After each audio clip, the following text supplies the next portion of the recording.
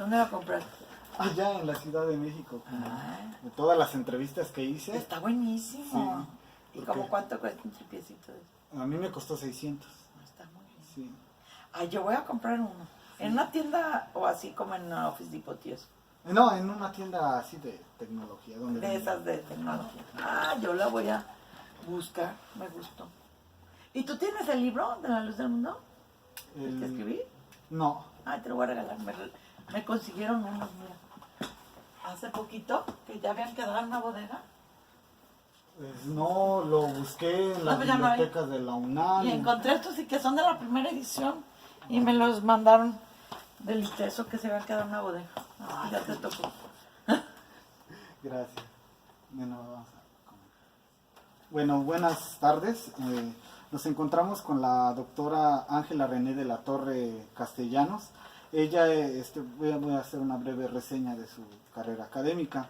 Ella es licenciada en Comunicación por el ITESO, maestra en Comunicación por el ITESO, doctora en Ciencias Sociales por el CIESAS, Sí. el Centro de Investigaciones, Centro de Investigaciones y Estudios Superiores en Antropología Social.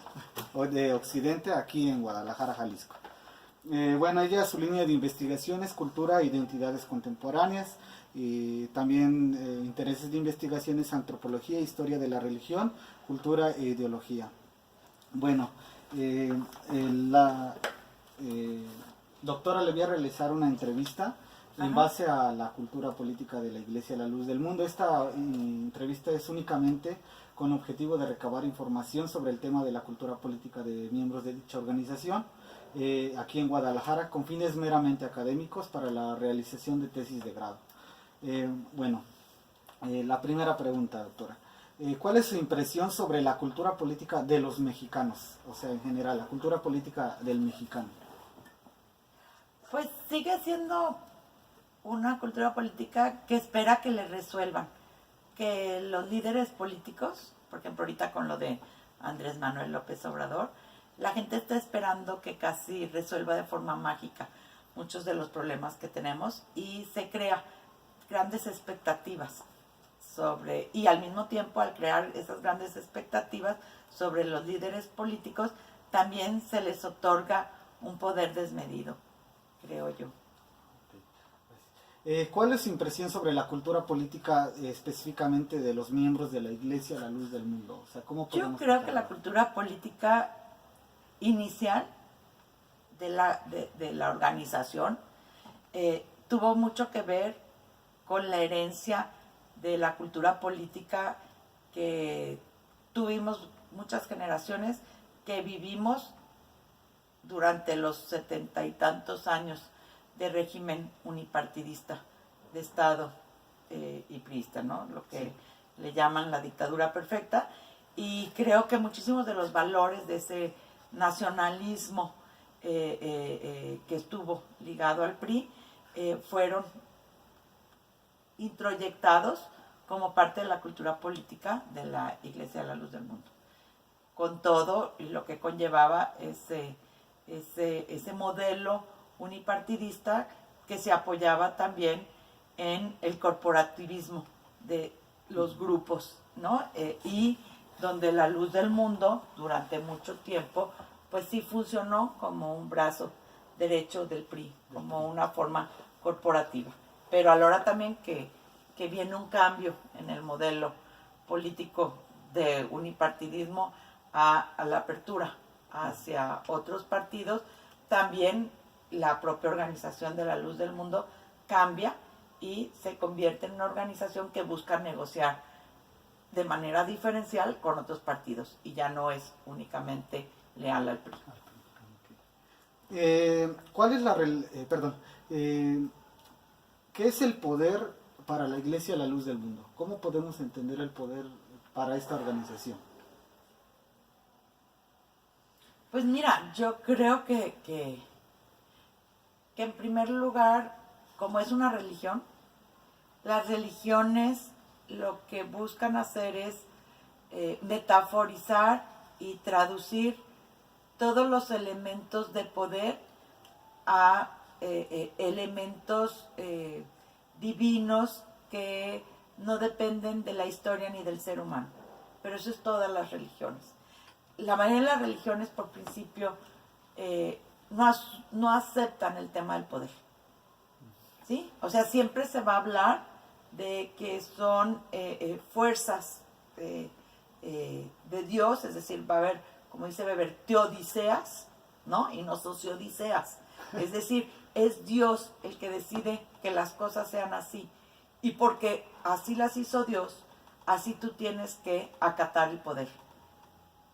Esta es la visión de la luz del mundo. Hay un lema que es muy importante en la luz del mundo, y era, las autoridades fueron puestas por Dios y por tanto hay que respetarlas. Entonces yo creo que esto es importante entenderlo, porque es una sociedad religiosa que en ese sentido no busca racionalizarse y explicar las cuestiones como hechos históricos, sino al contrario, casi siempre como una causalidad de los designios de Dios o de Jehová. Sí, para esta religión que sería Sí. Jehová. ¿Cuál considera que es la relación de la Iglesia a la luz del mundo con los diferentes órdenes de gobierno en los países que se encuentran? Por ejemplo, Estados Unidos. Sinceramente, no te sé decir. Es algo que yo creo que hay poca gente que estudia la transnacionalización de la Iglesia en la luz del mundo.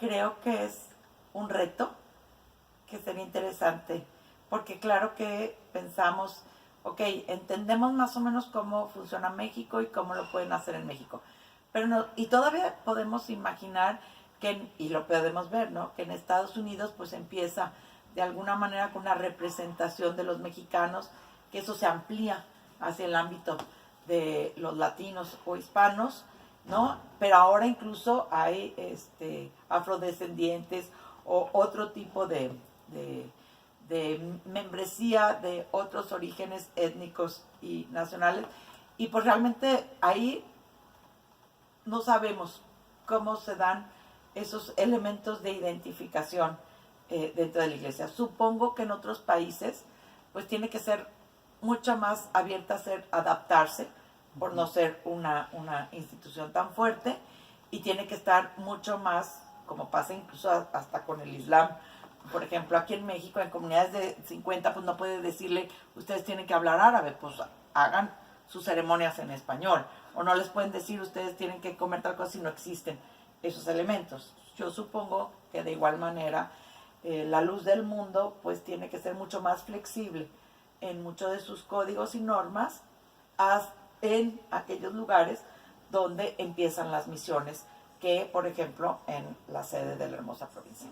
Sin embargo, pues no creo que es algo que falta por explorar, y creo que hay un estudio en Estados Unidos, en California, y no conozco ningún otro estudio sobre la Iglesia de la Luz del Mundo fuera de México.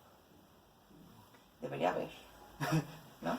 Sí, no, porque se ha expandido, ¿no? Se ha expandido muchísimo. Muchísimo. Y digo, yo fui en Colombia, y ahí, digo, así a simple vista, pues sí pude ver que habían conseguido un terreno enorme, habían construido también este modelo de hermosa provincia, que igual que aquí la hermosa provincia gira en torno al templo, pero también pude ver como mucho más relajamiento en ciertas normas. Por ejemplo, aunque traen el velo, pero hay como más relajamiento en las formas de vestir, en las formas de hablar. Yo creo que también esta idea de la hermosa provincia de Guadalajara como sede mundial es también como mantener una escenificación de un lugar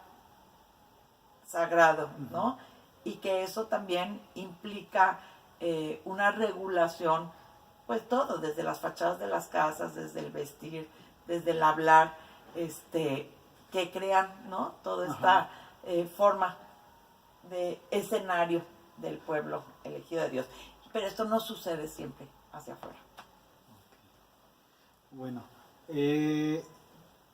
¿podemos hablar de la luz del mundo como una iglesia apolítica o apartidista en el caso de aquí de México?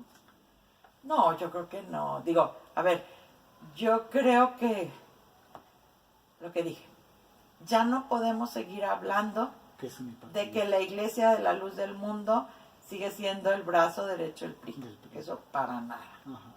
¿no? Ha tenido, por ejemplo, aquí, ha buscado una relación saludable ahora con Movimiento Ciudadano. En otros estados buscará con otros partidos. Ya no existe esto de la fidelidad a un partido, porque tampoco el poder está en un partido. Pero lo que yo sí creo es que la propia estructura territorial de Hermosa Provincia, con una identidad que sí es muy clara, porque por nosotros hicimos un estudio en donde le preguntamos en el momento de un servicio religioso a quienes estaban ahí presentes en el servicio de distintas religiones, hicimos en 70 templos distintos o lugares de culto, si se identificaban su identidad religiosa con el lugar de culto. Y muy pocas tenían esta claridad de identificación con la congregación. La mayoría, por ejemplo, de los evangélicos dicen: soy evangélico, soy cristiano, soy pentecostal, pero no necesariamente soy de esta congregación particular. En el caso de los miembros de la Luz del Mundo, la identificación es muy fuerte. Antes que nada, soy hermano, y soy hermano de la Luz del Mundo. Y después, soy cristiano, pero ellos no se ven como una comunidad universal de cristianos, sino como una comunidad internacional de hermanos de la Luz del Mundo. Esto es muy importante. Entonces sí tienen una idea, y además en el modelo de las hermosas provincias, que es un modelo territorial, eso también facilita mucho al modelo clientelar, de poder ofrecer votos a cambio de o servicios, o a cambio de que alguno de los cuadros profesionales de la propia iglesia pueda ocupar algún lugar en las bancadas. Pero esto tampoco es, hemos visto que no es exclusivo de la Iglesia de la Luz del Mundo. Lo acabamos de ver con el partido del PES evangélico, lo estamos viendo por toda Latinoamérica. Lo que sí es interesante es que hasta el momento esta particularidad, esta identidad fuerte, hace que la Luz del Mundo no se articule también con el resto de los pentecostales. Y esto también es importante. Sí, es cierto.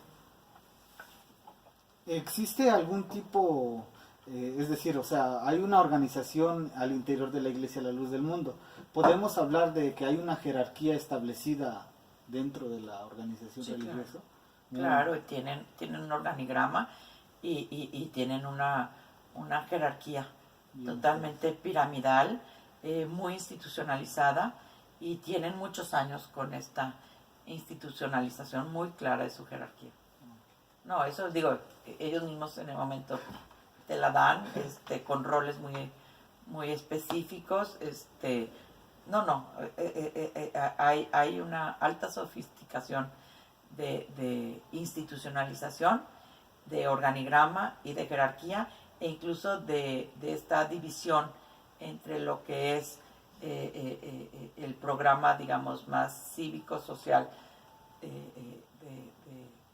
de sus funcionarios, que también tienen un rol, de lo que es la parte religiosa y la manera en que se relaciona. O sea, yo creo que tiene las dos cosas. Porque también se ven como una comunidad cívica, no nomás. O sea, esto también es muy importante. Como, de hecho usted lo retoma, ¿no? O sea, sí, es una iglesia nacionalista también. Es una iglesia nacionalista, pero también en la escala local esta idea también, como te dije, de ser colonos, ¿no? Acuérdate que hay una institución sobre hermanos en, ¿cómo se llama? Colonos en hermano, de las colonias. Las asociaciones que forman, ¿no? Y las asociaciones. Eso tiene un carácter civil. Y ahí también tienen sus propias jerarquías y su propia funcionalidad. O sea, yo creo que esto es muy importante. No es nada más religiosa, sino también cívico-territorial. Entonces podemos hablar de que en la luz del mundo existe una obediencia realmente hacia sus líderes. En el caso obviamente de Nazón Joaquín, pues supongo que no se puede negar, ¿verdad? Mira, a ver, como todo, yo creo que hay obediencia, pero también hay grados de independencia. Hay una manera en la iglesia de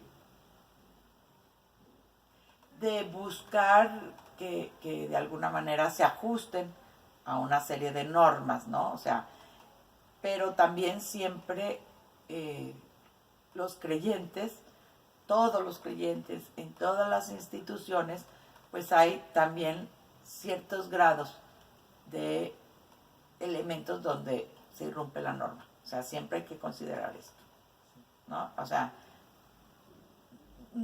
es como tú puedes vivir en una casa muy rígida con un papá, pero bueno, va a haber muchas cosas donde incluso hay complicidad entre los hijos, ¿no? Para en el momento en que el papá no ve o el momento en que pueden apoyarse, pues sortear, digamos, esas normas. Entonces, yo creo que eso hay que considerarlo así. Entonces, esta misma respuesta también abarca un poquito de esta pregunta. ¿Qué entienden por libertad los aronitas, o sea, los miembros de la Iglesia de la Luz del Mundo? ¿Qué entenderían ellos por libertad? Pues, pero no me lo preguntes a mí, pregúntaselos a ellos. Ahí sí es una pregunta que se los debes preguntar a ellos, ¿no? O sea, hay una cuestión como una libertad porque una libertad fue ser elegidos por Dios y participar de este pueblo de Dios.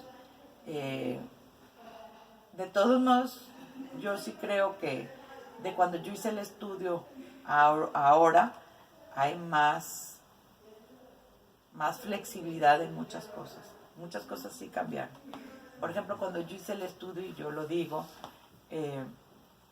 no se permitía que la gente viera televisión, que escuchara música, que oyera el radio, que vistiera la moda, que las mujeres usaran maquillaje, que fueran a fiestas, que fueran al cine. Incluso al inicio, pues también había una especie de decir, es muy importante que solo nos dediquemos a las cosas de Dios, lo demás es mundano. Muchas de esas cosas han cambiado. Sí. Y esta apertura también hacia el mundo, esta apertura a los medios de comunicación, que tú sabes que nadie puede controlar las redes sociales. O sea, nadie puede, ni en Cuba, ponerte un filtro para decirte en la hermosa provincia no ves lo demás. Entonces, obviamente que todo esto ya no es aquella comunidad que en su momento original buscó ser más cerrada. Ahorita hay muchas más porosidades y aperturas, y esas aperturas obviamente también generan mayores grados de libertad. Entonces, yo sí quisiera decir eso. Hablamos entonces de que hay una identificación de la luz del mundo con la cultura mexicana, símbolos patrios, algunas costumbres, sí, algunas tradiciones. Ser creyente de la luz del mundo no solo demerita la identidad mexicana, sino yo creo que en muchos elementos la refuerza. O sea, es muy mexicano, siendo la luz del mundo. Sí. De hecho, en septiembre tienen su propia desfile y sus fiestas patrias. Sí, exactamente. Podemos hablar de que para los miembros de la Iglesia La Luz del Mundo los derechos humanos son aceptados y respetados.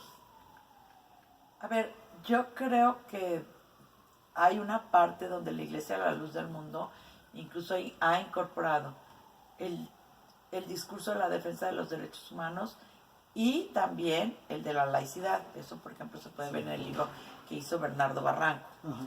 Y de hecho, me ha tocado estar en eventos sobre laicidad y ha sido como una postura de la propia Iglesia de la Luz del Mundo de pronunciarse como una institución en defensa de los valores de la laicidad, cuestión que en este momento aparece contraria al discurso de otras organizaciones de tipo evangélicas y pentecostales.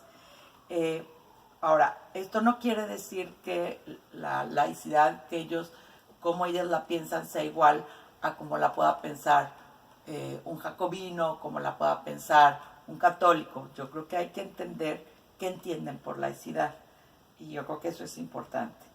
Pero incluso ha habido en la Iglesia de la Luz del Mundo eventos sobre derechos humanos. Ahora, es muy complicado dar esa respuesta porque, mira, yo hace mucho que no hago estudio, pero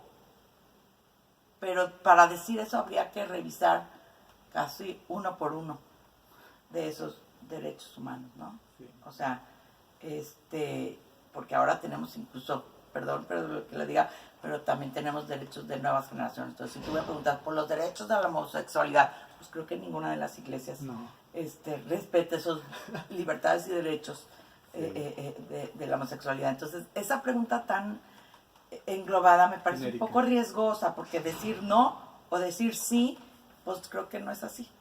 Sí, requiere de un y porque también esta cuestión de los derechos humanos pues tiene contradicciones también.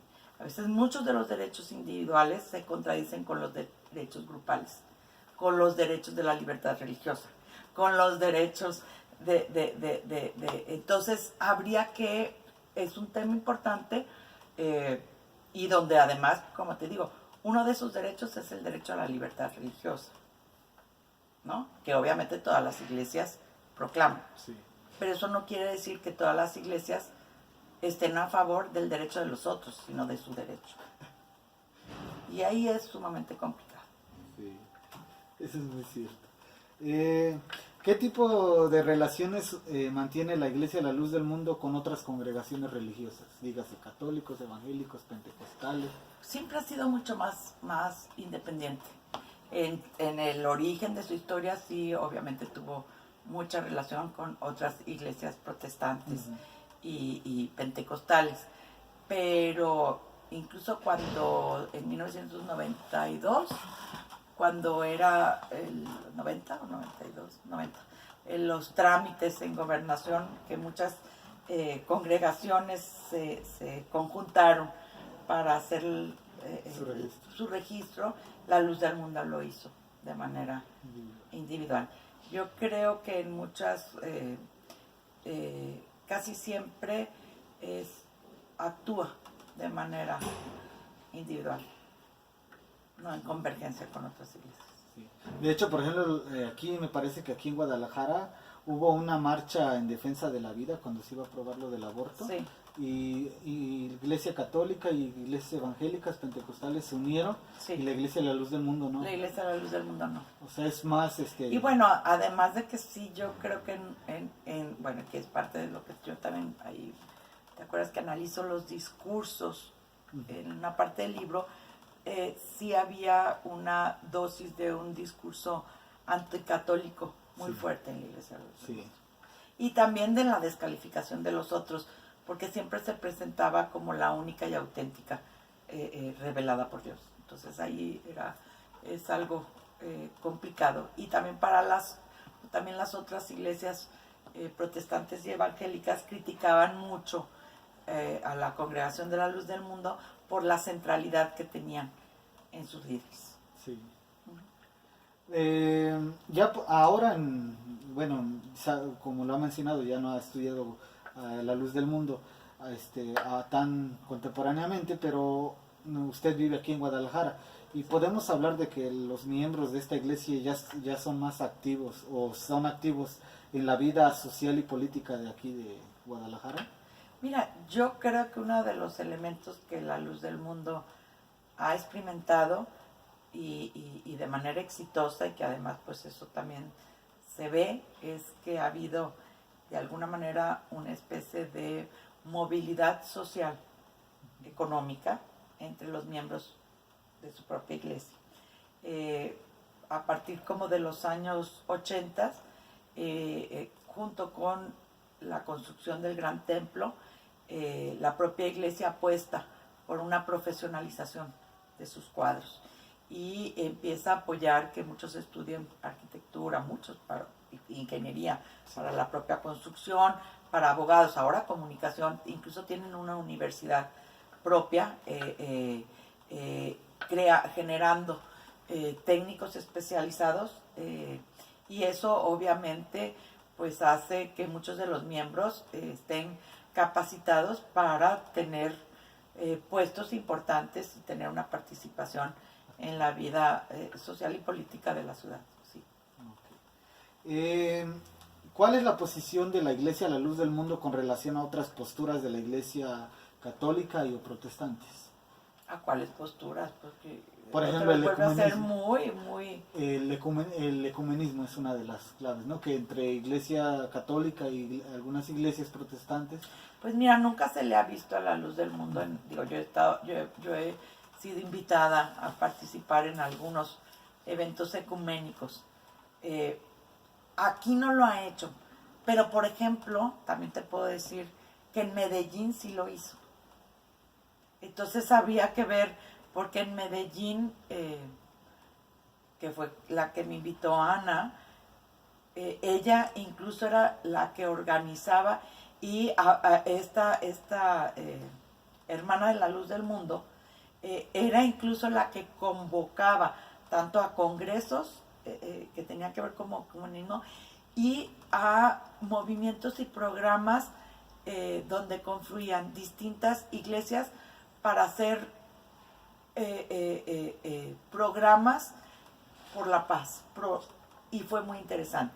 Entonces, como te digo, aquí no, pero en Colombia sí, habría que ver eso es cómo curioso, funciona esto, ¿no? Sí, porque sí, aquí en México no se ha dado el caso. No.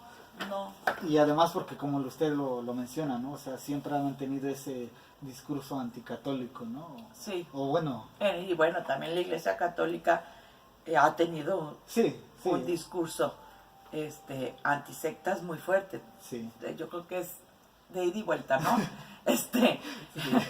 Pero pues acuérdate nomás cuando el cardenal Juan Sandoval dijo, es que esos no tienen madre.